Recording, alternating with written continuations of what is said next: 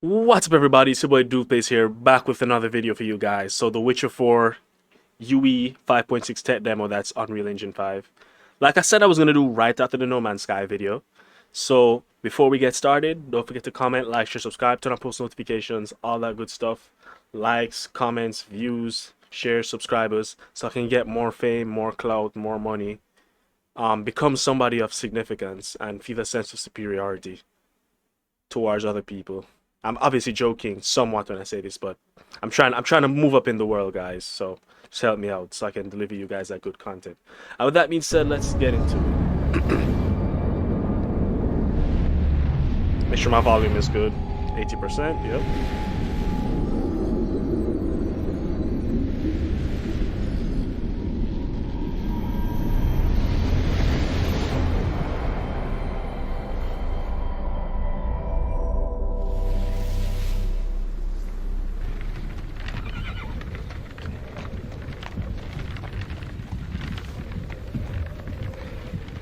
Technical presentation, not actual gameplay.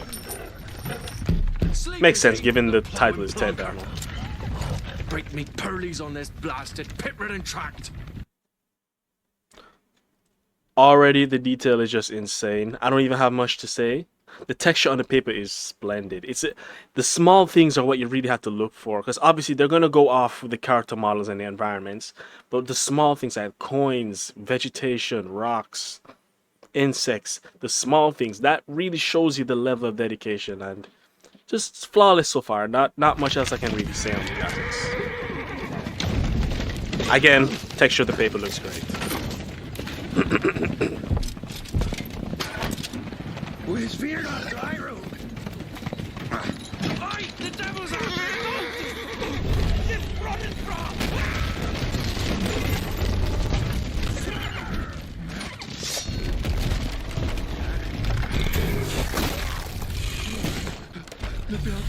Oh dear.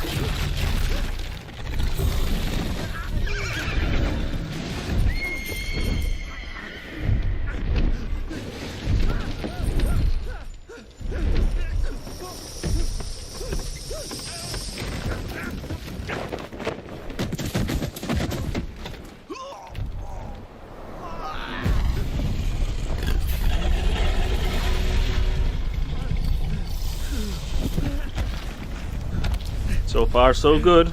A lot of stuff going on here, a lot of detail. Is that a griffin? I think it's a griffin. Or is it a dragon of some sort? Yeah, that looks like a heavily mutated griffin. I think that's what they're called. And the thing is, I actually have The Witcher 3 on this. Where is it? On my Steam Deck. I'm just gonna keep showing the games on my Steam Deck. I low-key want to show it off, so I have it. I also have it on PS4. Just me bragging, don't mind me. You're done for, buddy, you're done for. They keep showing that coin, the detail on the coin. Love that transition. Could have been smoother, but it doesn't matter. So, Yes, I know we transitioned to an adult Ciri. That's C-I-R-I, not to be confused with S-I-R-I. I don't want to say... I might have activated my phone saying that, never mind. Almost had me fooled, Fruin.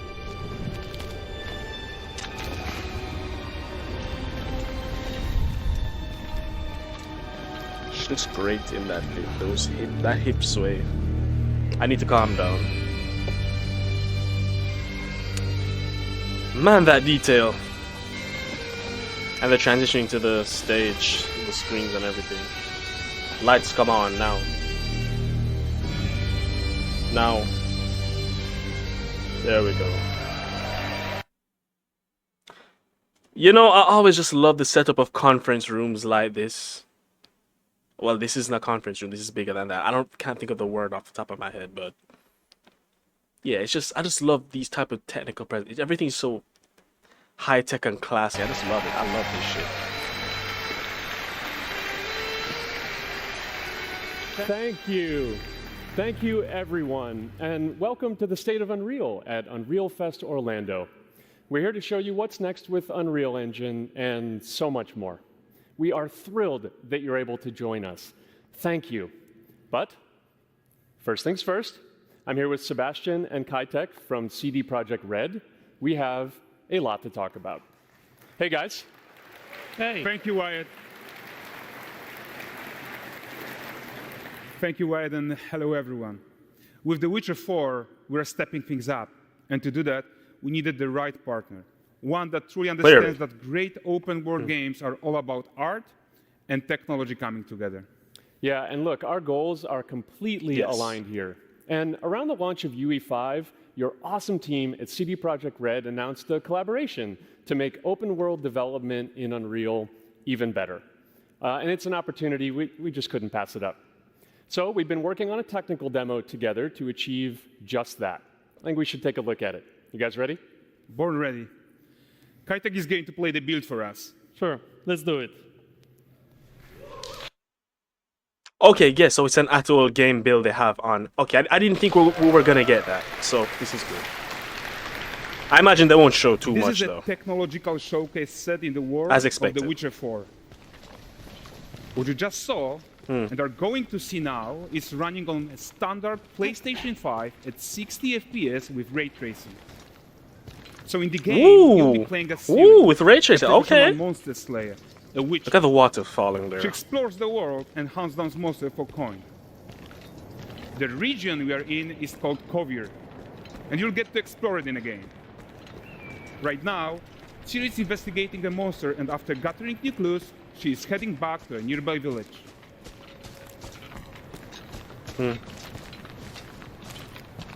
All right, everyone. Bro, meet look at the Kelpie. detail, man. The vegetation. Let weeds be weeds, Kelpie. So just like Geralt had Roach, Ciri has her own loyal companion. We return to town. These two characters need to feel like one. Since you're gonna explore the world on horseback, Ah, man. riding needs to feel seamless, natural, and just fun. Yeah, and to support that, we're introducing multi-character motion matching in Unreal. So Ciri and Kelpie, they're perfectly synchronized when mounting from any angle and speed. And we also support root motion movement on Kelpie, so controlling her feels realistic and grounded. And there are also some really nice improvements to our Unreal Chaos Flesh Solver and these machine-learned deformations. So you've got realistic muscles moving and stretching under Kelpie's That looks skin so without real. compromising the performance there. Wow. That's amazing. So let's leave Ciri behind for a second and That talk is about the insane. world itself. We saw this in GTA 5 trailer, GTA 6 trailer 2 with Jason when he was sweating, and we can see the muscle deformation. So I see they're doing So the same much of the thing. Witcher world is natural, organic, especially Kovir with its dense forest and wild nature. Yeah, and wild nature is hard. And with nanite geometry, we've freed artists from so many of their old constraints. But we don't want to rest until everything we do in Unreal has that same spirit of freedom. There's always more work to do. And foliage is a huge piece of that puzzle. So we are excited to introduce nanite foliage. And in order Ooh. to achieve gorgeous foliage density everywhere, while still being memory efficient, Look at the water flow. Look at that shit. render, This looks like a literal movie. And also, we believe look at that that a bear new just going about idea his was business. needed. So instead of the same card approach we've been using for the past 20 years, artists should be free to take a nanite approach to foliage, modeling every single leaf and pine needle. And the old LOD tricks of the past, they needed a complete rethink. And in their place, it's a new adaptive voxel representation in nanite. It's volumetric, it's fully 3D, it is super fast to render.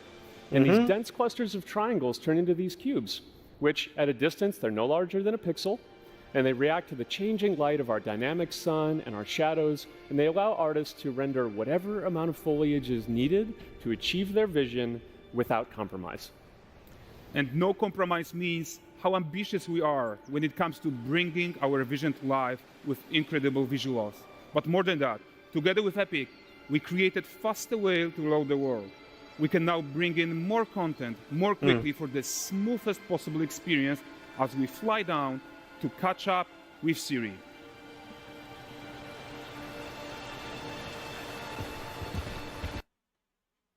You know what this feels like? When you're running a benchmark tool in the game to see the frame rate. Kind of like what GTA 5 had, and Cyberpunk has it as well.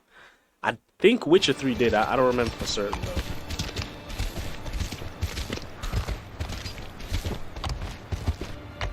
Welcome to Valdrest.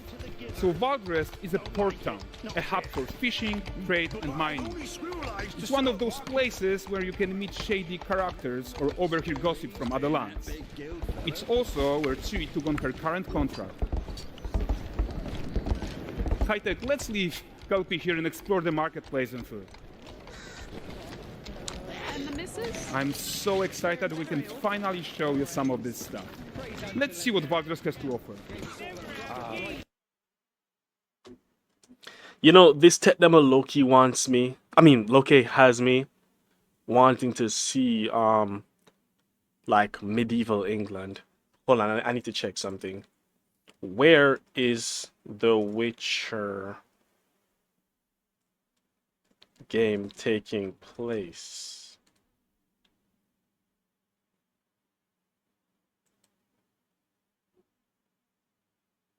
I know it's a fictional, but Slavic folklore, so it's definitely somewhere in Europe, in the real world, if it were in the real world.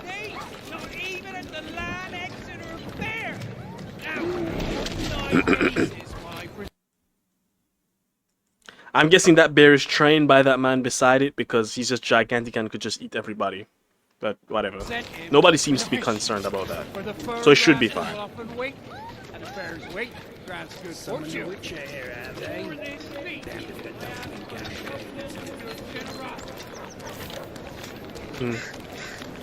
Pardon. Guys, not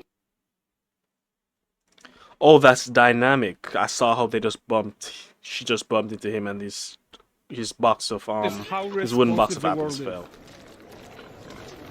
character Yeah, I was actions just directly saying. affect what happens around you. Sometimes This is how dopamine obsession looks in women. even setting off chain reactions. That I was Everything looking is at you. working together. If I wasn't reacting, I would have skipped it. Also, the density Oh, look of the at this poor gentleman NPCs. being taught how to fly by an angry innkeeper. That's what happens when you cheat at Gwent. Last of it, is it? Gentleman being taught how Wait, to what? fly Go by again? an angry innkeeper. That's what happens when you cheat at Gwent. Last of it, is it? Look at You this cheat at poor what? gentleman Let me go back. I being need to turn taught the how subtitles fly by on. an angry innkeeper. That's what happens when you cheat at Yep. Gwent. Last of it, is it? Cheat at Gwen? I don't know what that means. Jingle in the purse. Look at that legless Okay, guy. so this is the guy who gave the series Quest his own. Like you probably suspect, he has his own agenda in all of this. What is that pulley system for? That wheel thing? Get your ass up. What does that control? Oh, I'm guessing that's a like delivery of apples like down there because I'm seeing A typical boxes day's of what toil. appears to be apples. With Churess. What news of my wagons? No eternity is taking that damn salt to arrive. I found them. And, well, suffice to say, they'll not reach you. As for the salt, found not one speck. I presume this comes as no surprise to you. Now. Kavir's smuggling trade is of no concern to me. Shush, shush, shush. The manticore that flattened your cart and devoured your men? Quite the opposite. I always love a nice accent on characters, be it British in her case, in Ciri's case, or Australian in the other guy's case. I feel like British accents are like the baseline for what people consider really nice accents, and then Australian accents are like British accents with DLC. So in my opinion, I think Australian accents are better than British. I feel like I could have just said it that way instead of going into that long expository Never mind. Manticore. No, no, them winged hellspawn dwell in the arse end of Creighton. Not here. While Ciri decides what to do about Yeah, so I just realized promotion, he's let's take a look at the picking up character technology deliveries, that powers delivery this boxes, marketplace. Why crates don't and we all listen in that. on these fishmongers? They're selling their wares, chatting up customers. Morning, catch this is. Won't find none fresher. Ready, ladies, after one of those. Get this cleaned and gutted for you. You mind, dearest? Into seeing something more. Got mackerel, cod, all Brexit's finest. And there is tons of tech at play here, even in this simple market stall. Metahuman tools, improved Unreal Smart Objects, Chaos Cloth, and more. Yeah, and all of this exists to make sure that the gap in quality between Ciri and NPCs is as small as possible. Chaos Cloth, and more. Wait, go Yeah, again? And all of this exists to make sure that the Chaos Cod, all Brexit's finest. And there is tons of tech at play here, even in this simple market stall. Metahuman tools, improved Unreal Smart Objects, Chaos Cloth, and more. Yeah, and all of this exists to make sure that the gap in quality between Ciri and NPCs is as small as possible.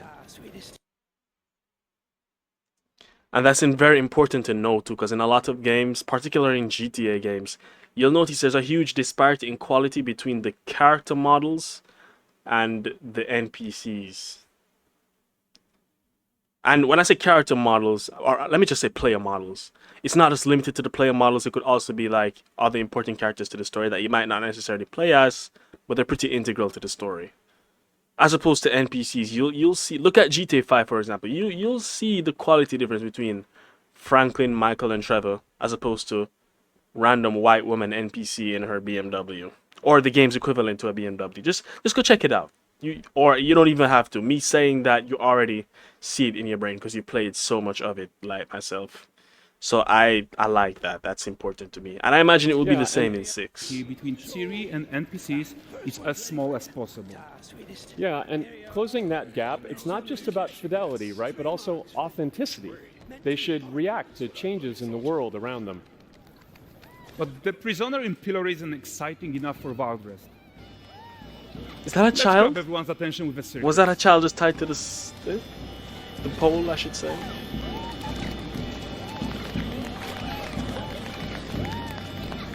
But the great performance gestures. deserves a huge crowd though. Let's crank it up.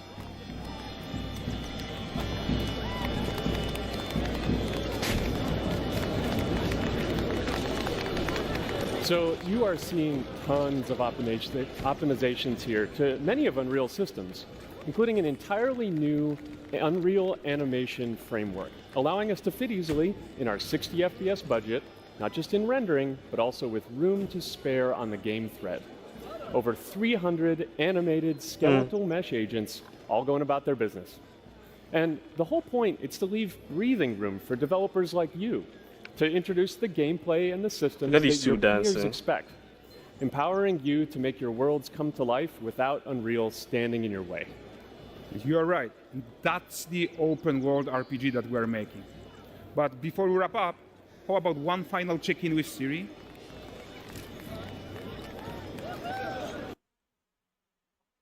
$300 NPCs, huh? That's insane. We are making this game to be the That's the most density we immersive want. and ambitious open world Witcher game ever. And we are making this a reality thanks to our work on Unreal with the team at Epic. I think what we are doing together is going to bring in a new generation of open world RPGs, and I'm so proud of what we accomplished so far. We are too. So we're almost done, but before we go, here's a small gift for all Witcher fans. A first look at Lanexeter. Look at all Witcher fans. Hold on, I didn't catch where that was. I have to turn my subtitles on First for that look one. at Lanexeter. And it didn't even generate it. Okay. Yeah, so even YouTube couldn't produce what he said. Oh well, we'll figure out when the game releases.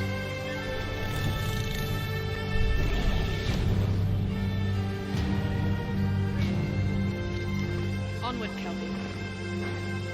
With what?